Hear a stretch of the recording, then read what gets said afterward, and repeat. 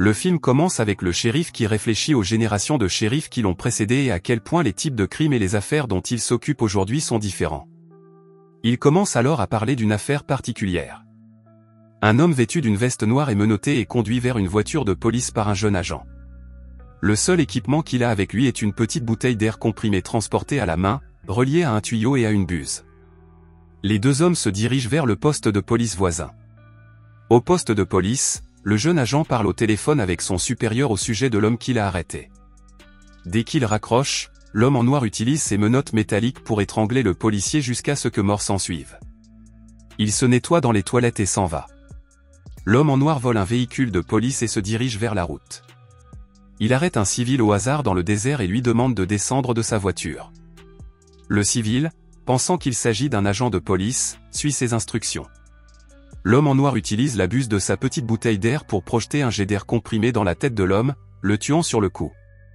Ailleurs, un homme et un cow-boy chassent le cerf dans le désert. Le cow-boy tire un coup de feu, mais il effleure seulement l'animal. Il descend la colline pour poursuivre sa proie, mais aperçoit au loin un chien noir. En suivant le chien, il tombe sur ce qui semble être une affaire de drogue qui a mal tourné entre des Mexicains. Il y a plusieurs voitures et une série de cadavres couverts de trous de balles. Il ouvre l'une des voitures et voit un homme mourant qui demande de l'eau. Il prend le pistolet de l'homme et demande des informations sur le survivant de la fusillade. L'homme au chapeau part à la recherche du survivant et le trouve assis près d'un arbre. Il s'approche et découvre que l'homme près de l'arbre est déjà mort et qu'à côté de lui se trouve une mallette noire contenant une grosse somme d'argent.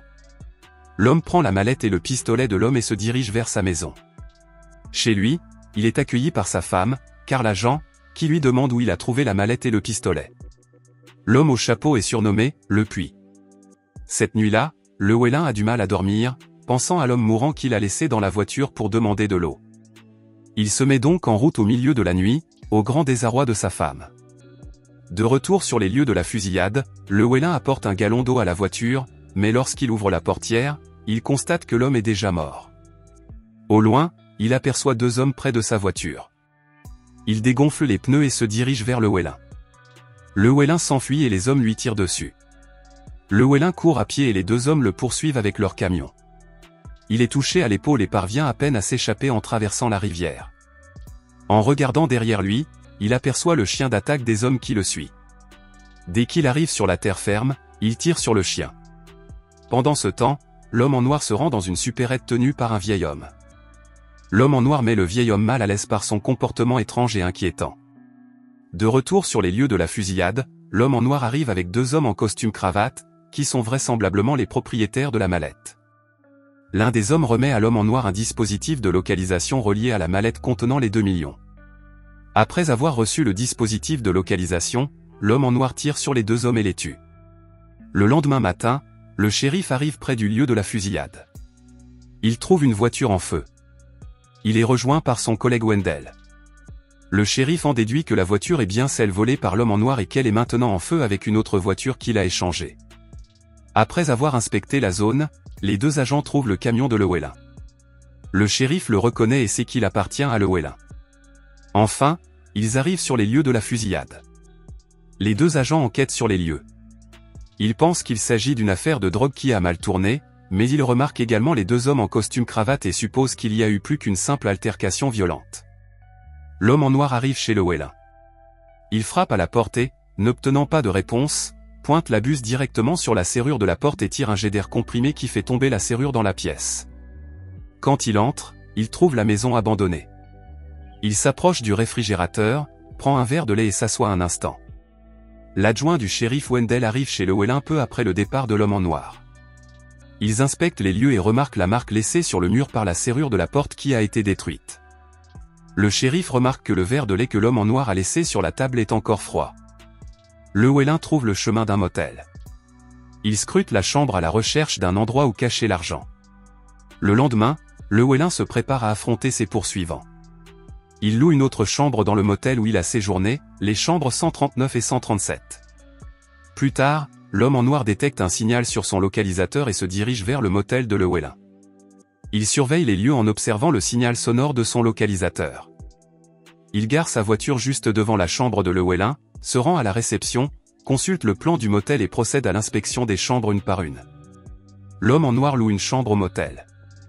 Il enlève ses chaussures, sort la bouteille d'air comprimé qu'il transporte à la main et se dirige vers la chambre 138. Pendant que Llewellyn tente de récupérer la mallette dans le conduit d'aération à l'aide d'une perche de tente, l'homme en noir attend dehors. Il tire sur la serrure de la porte avec la bouteille d'air comprimé et entre avec un fusil. Il trouve un autre homme dans la chambre 138 et lui tire dessus. Un autre homme apparaît dans la salle de bain et tire sur l'homme en noir, mais celui-ci le dépasse.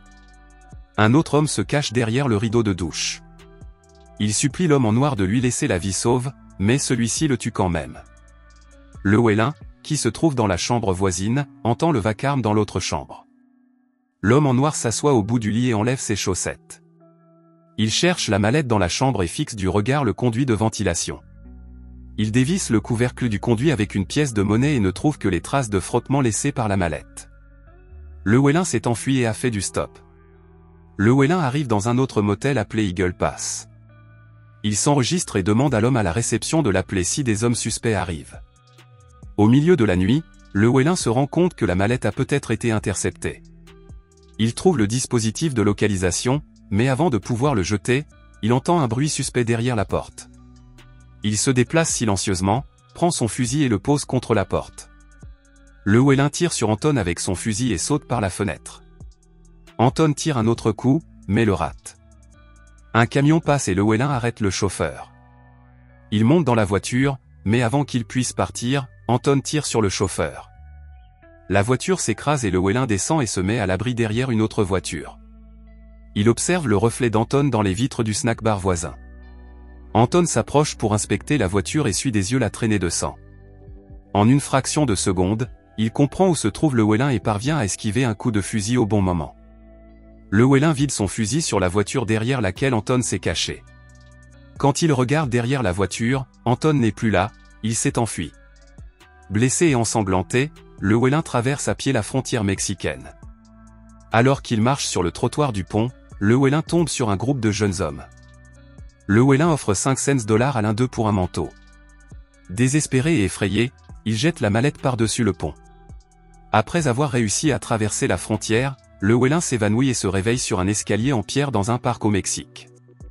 De retour au Mexique, Carson Wells retrace les pas de Llewellyn et parvient à localiser la mallette sur le côté du pont. De retour dans sa chambre d'hôtel, il trouve Anton Chigurh qui l'attend. Wells tente de négocier pour se sortir de cette situation. Anton l'exhorte à accepter sa mort, sachant qu'elle est inévitable. Anton demande à Wells si la règle qu'il a suivie l'a conduit à cela, alors à quoi a servi cette règle? Avant qu'ils puissent poursuivre leur conversation, le téléphone sonne et Anton tire sur Carson. Anton prend le téléphone et parle à Llewellyn. Il donne à Llewellyn l'ultimatum de renoncer à l'argent, en échange, Anton ne poursuivra pas et ne tuera pas sa femme. Llewellyn refuse l'accord et menace Anton à la place. Llewellyn retourne en Amérique, récupère l'argent et achète des vêtements de rechange. Llewellyn téléphone à Carl Agent pour l'informer de la menace. Anton se rend compte que l'homme qui possédait à l'origine la mallette contenant les $2 millions a placé 2 dispositifs de localisation dans la mallette et a donné l'autre au Mexicain. Furieux, Anton se précipite dans son bureau et le tue. Désormais, Anton et les Mexicains sont tous deux à la recherche de Llewellyn. À la gare routière d'El Paso, Carl Agent appelle le shérif et lui donne la position de Llewellyn pour l'aider.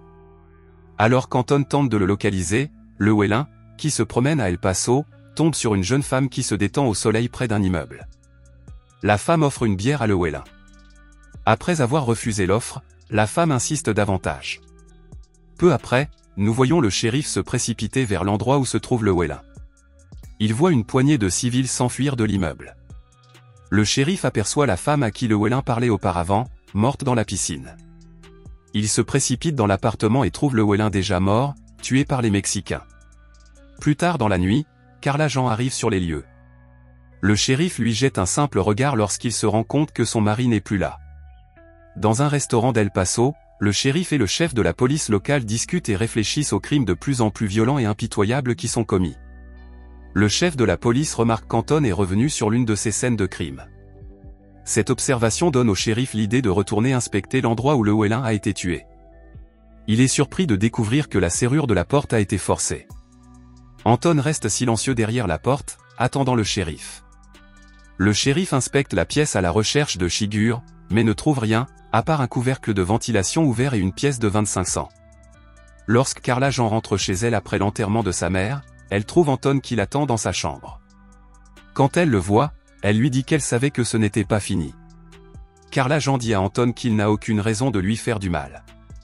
Anton répond qu'elle a raison, mais qu'il a l'intention d'aller jusqu'au bout puisque le Wellin a refusé de conclure un accord pour la protéger.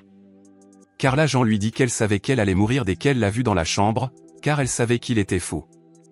La scène suivante montre Anton quittant la maison de Carla Jean, vérifiant que ses chaussures ne sont pas tachées de sang. Alors qu'il sort, Anton est renversé par une autre voiture. Deux garçons à vélo s'approchent d'Anton, qui achète le t-shirt de l'un d'eux pour s'en servir comme fronde et s'en va. Le shérif, désormais à la retraite, prend son petit déjeuner avec sa femme et lui raconte certains rêves qu'il a fait la nuit précédente. Le premier concernait lui et son père, mais comme son père est mort jeune, il est comme beaucoup plus âgé que lui dans le rêve. Le rêve concernait une rencontre avec lui en ville, où il lui avait donné de l'argent qu'il avait ensuite perdu. Dans le deuxième rêve, lui et son père étaient retournés dans le passé. Ils étaient à cheval et traversaient un col de montagne. Il faisait froid et il neigeait. Son père le dépassa et continua à chevaucher sans dire un mot.